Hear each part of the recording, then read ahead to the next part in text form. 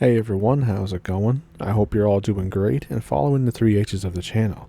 And in this video, it's all encounters from the Great White North, Canada, my country. So, if that sounds like something you're interested in, pull up a stump with me and let's get into it. Thank you for watching. So this is something that happened to me maybe in 2009. It was the late 2000s, that's all I remember. This is 100% true, and I have never hallucinated or seen anything like this before in my entire life. It was only around 8 p.m., but it was in the late fall, so it's very dark outside, and this was in eastern Canada as well. It was a very busy day working. I had just gotten home, and I remember that I was expecting mail, so I planned on running out to the mailbox real quick. I left my dogs inside. I didn't want them to run off chasing some random animal like they always do, so I grabbed my flashlight and my hunting knife. It's very common to run into wild animals out here, including bears. Better safe than sorry, you know. So I go outside and I start walking down my long driveway.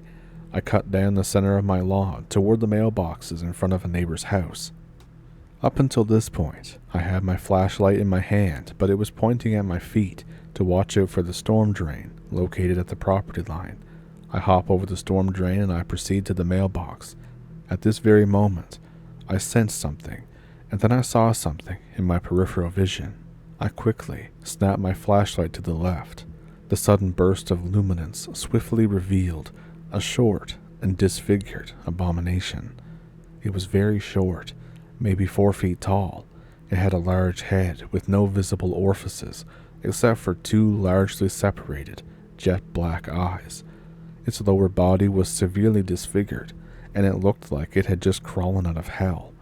This thing looked hellish, and was making a deep, gut-gurgling noise, while giving off the illusion that it was inching closer to me. In split seconds, I had scanned this thing from head to toe, and then made deep eye contact with it. Then, I lost all control of myself. I released a loud shriek and bolted in the opposite direction as fast as my legs could possibly allow. This was the first time that I had ever encountered anything so paranormal, and this experience definitely changed my outlook on many things. I'm no longer skeptical when I read really fantastical stories, such as these found on the internet, and I now realize that there are many things out there in this world that humanity is clueless about. Whatever the hell it was I saw, it surely had the final laugh as I ran away like a dog with its tail between its legs. I can also say that this is the only time I have ever lost complete control of myself and ran from something without thinking. It was unreal.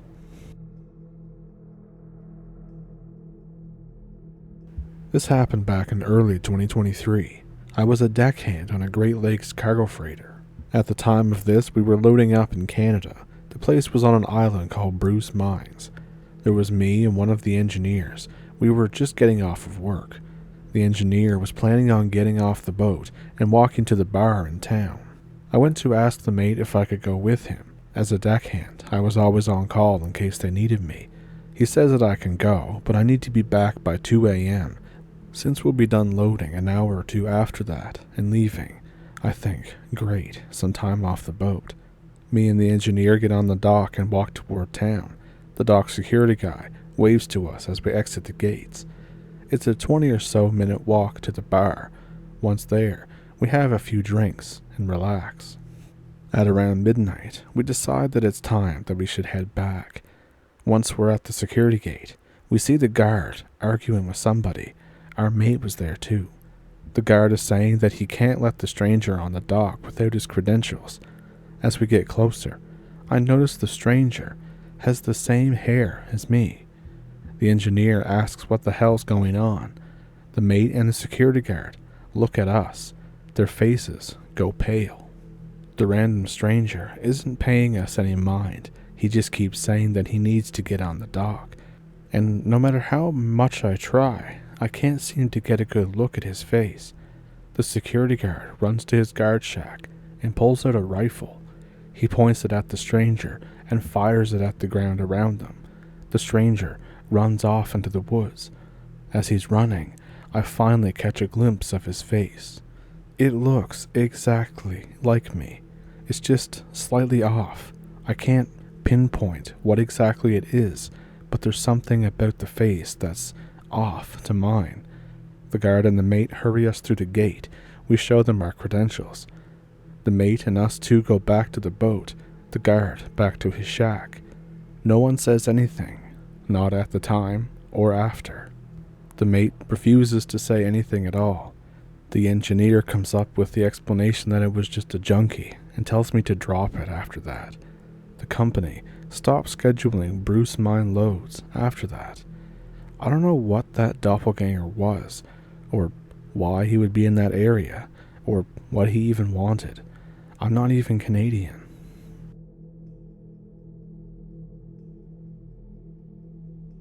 I live in a small town south of Calgary. I don't have any scary ghost stories or anything, but I do have one story about something very strange that happened out in the woods a few years ago. It's fairly long, because I suck at telling stories. Not all that fantastic, but I'll get it out there anyway, since it still gives me chills to this day.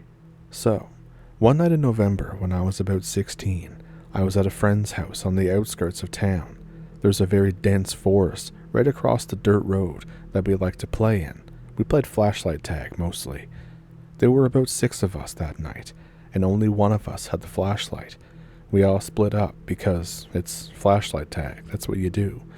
I find myself a good dried out riverbed, and I lay down in it and try to cover up with a few branches and some snow. After staying still for about 5 minutes, I noticed a change in the air. It went from being warm and windy to bitter cold and completely calm. I raised my head to see if anybody was hiding near me and noticed a gray orb traveling from the tree line into the riverbed directly in front of me.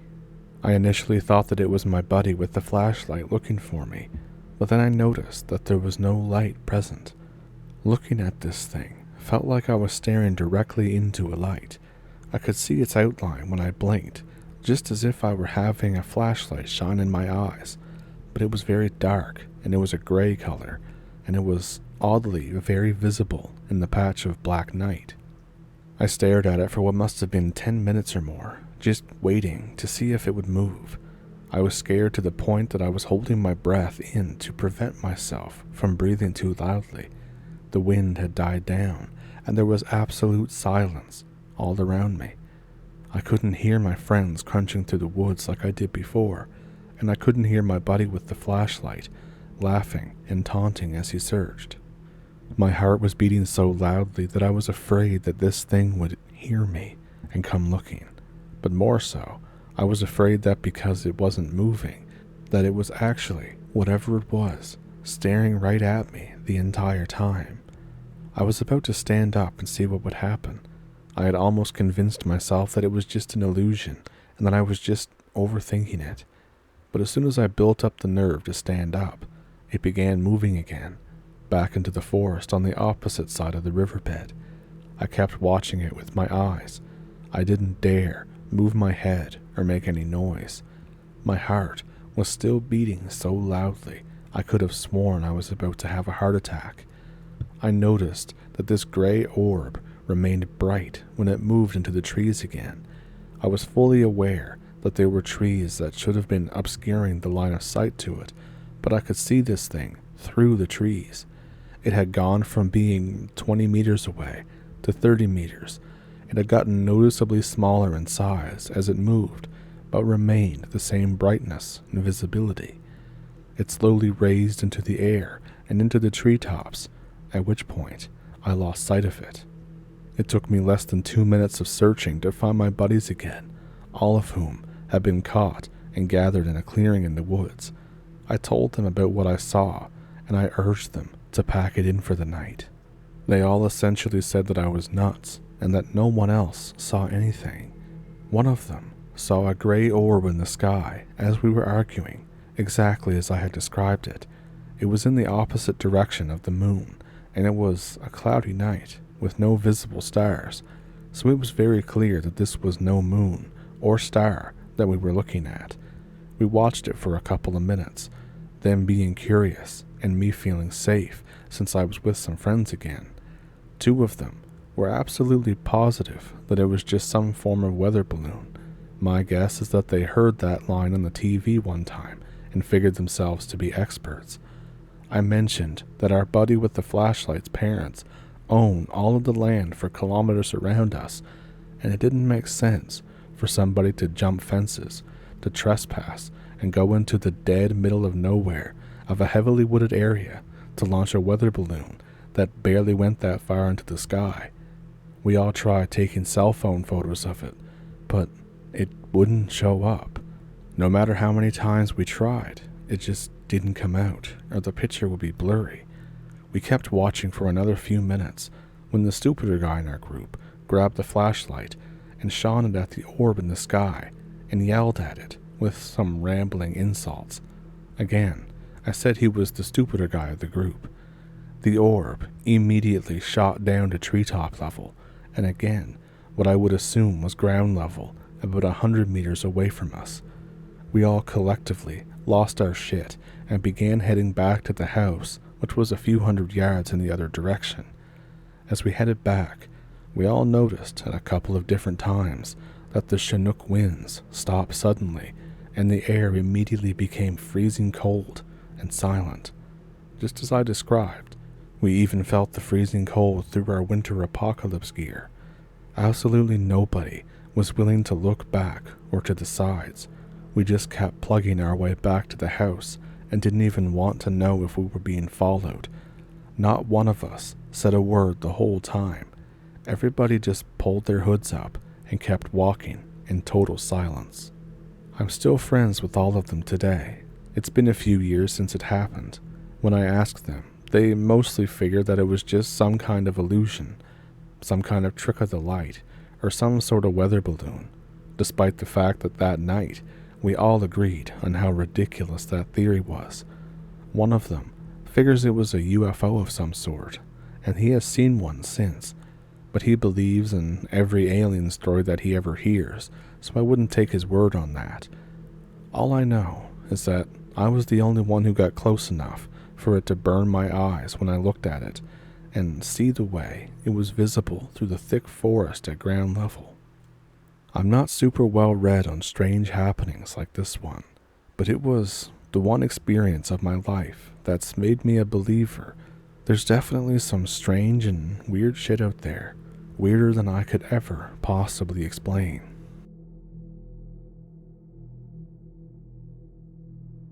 So I'm from Vancouver. It always seemed to me like most of the creepy stuff was back east in Nova Scotia, Newfoundland, New Brunswick, and so on. Although I went to a summer camp near Kelowna, BC, called Camp Oassi, it was about 2 kilometers down the road from a mental institution. This was around Lake Okanagan.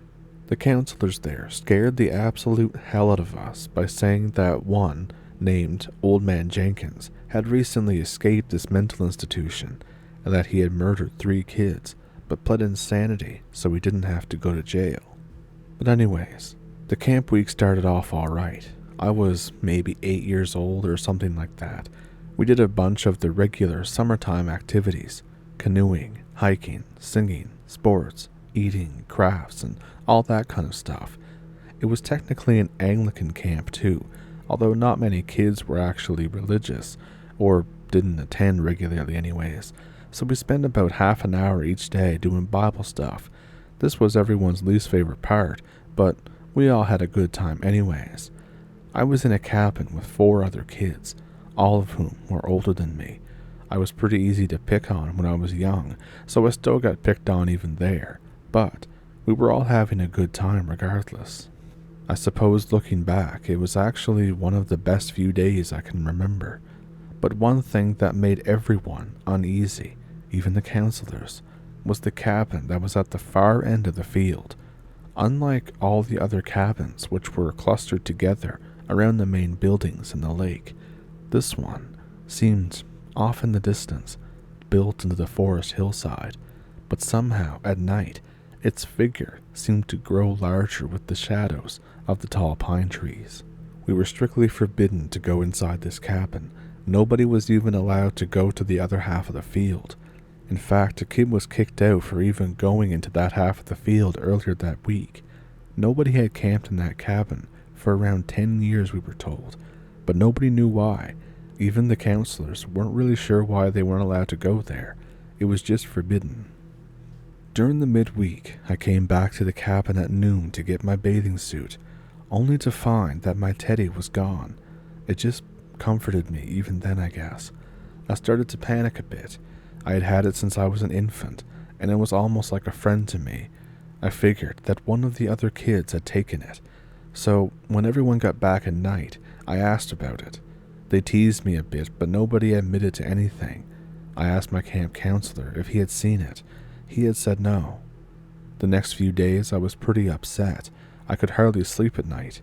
Eventually, during crafts, one of the kids in my cabin told me that he saw a kid from another cabin take my teddy bear, but he didn't know where he put it. At dinner, I confronted him. He laughed and said he had put it in the cabin at the end of the field. At first, my reaction was just to go get it, but I didn't want to be kicked out.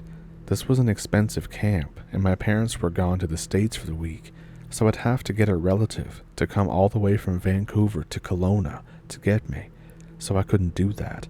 I told him to go get it, or else. An empty threat. I eventually ended up mentioning to a counselor that someone had taken it and put it in the cabin, but that's when they told me that even they weren't allowed to go there. I thought of telling on the kid and getting him kicked out, but I thought better of it. I wanted to have at least a couple of friends out of this and not be seen as a rat. But I also needed that teddy. There was no way I was leaving camp without it. So I decided I'd wait until the nighttime came, when all the counselors were asleep. I'd just go there myself, and I'd get it. That night, I went outside around 2 a.m., doing my best not to crunch on the gravel. I stayed near the edge of the forest. The moon was full, so it was high enough to see where I was going. There were clouds that would occasionally obscure it, so it was intermittent. At the edge of the field, I hesitated, knowing that I could be kicked out. And I was also a bit scared, to be honest, but I figured that I was already in enough trouble for being out at 2 a.m. anyways, and I really needed this teddy. So I went on, keeping my footsteps slow and quiet. The cabin was even further away than it seemed during the day.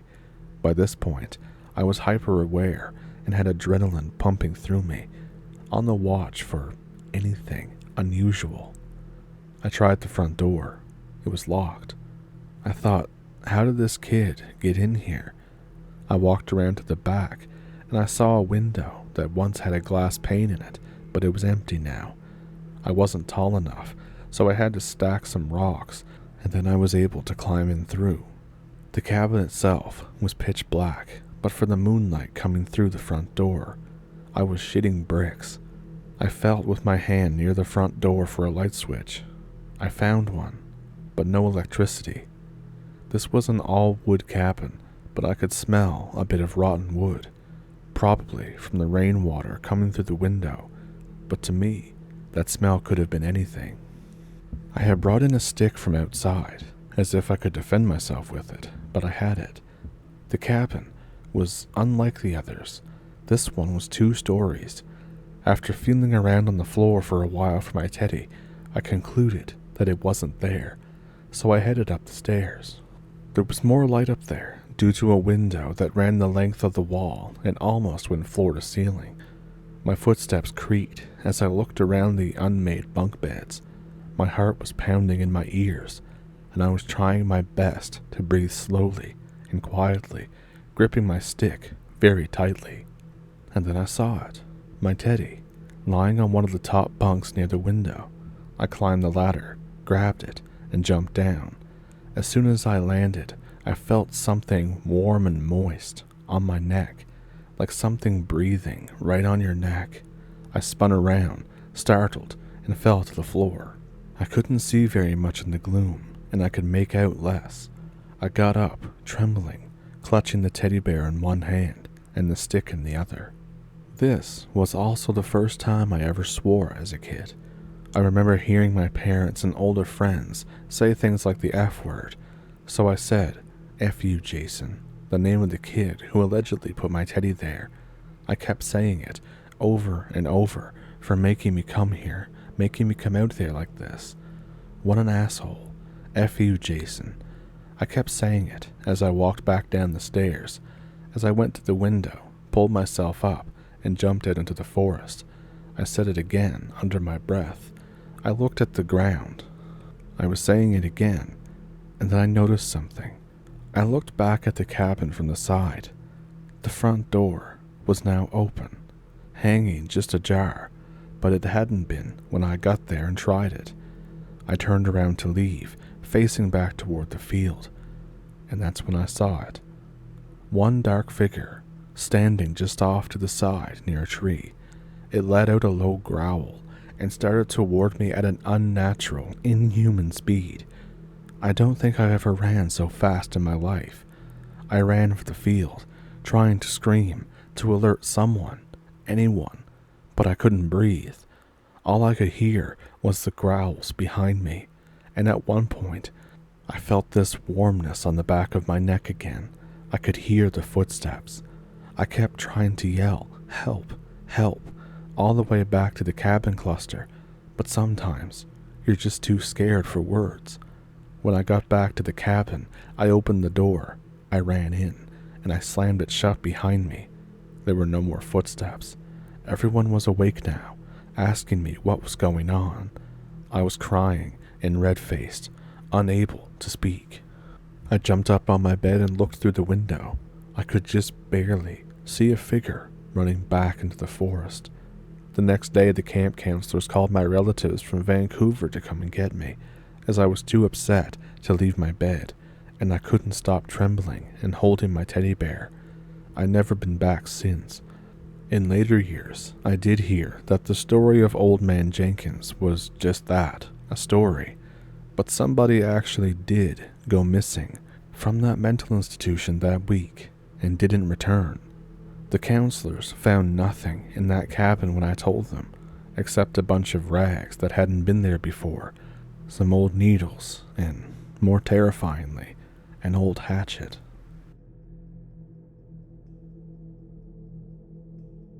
So I hope you found those encounters as crazy as I did. As always, if you have an encounter of your own, or if you would like to support the channel, there are links down in the description that you can do that if you want to. There's also super thanks and memberships here on YouTube. If you haven't already, please like and subscribe, and just chill with us.